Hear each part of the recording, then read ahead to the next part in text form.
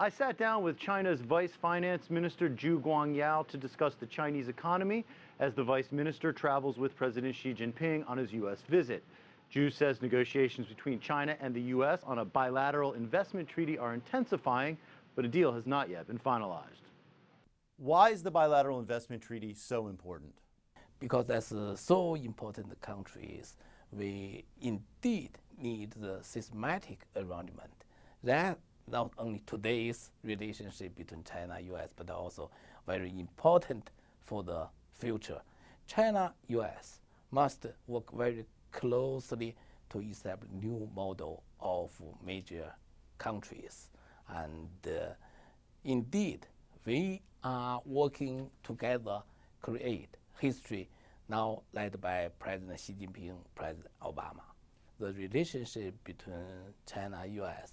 is not only just between China and the U.S., it's much, much beyond that. That's very closely connected to the global peace and development. Zhu says China appreciates President Obama expressing U.S. support for the renminbi being added to the list of reserve currencies used by the IMF. I think that's not only interest of China, that's interest of world. Of course, include the U.S. If that's in the existing system, China certainly is a very positive and important participant, builder, and contributor. We are take our right, take our voice be reflected in the IMF. Also, we are want really contribute our capacity to promote IMF with more strong financial source, and we want our policy suggestion will be reflected. That's not only for Chinese interest. We hope that's more good contribution to the IMF. Zhu says government interventions to stabilize the stock market and the renminbi during recent market swings appear to have worked. So market is a market, sometime up, sometime down. But the question is overshooting up or overshooting back. That should be disciplined. And that's why timely intervention is necessary and purpose is key. We believe renminbi will keep as a relatively stable at a rational level.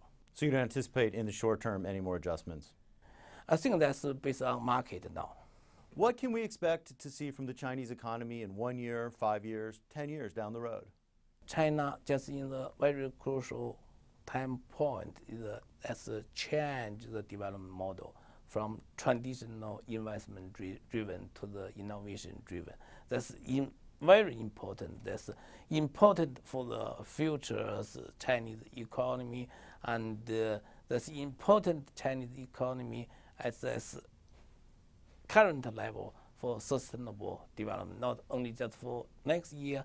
And we are certainly the next goal is the next 5 years plan. That's the 13 five years plan. We strongly believe next 5 years Chinese economic potential growth will be 7 to 8%.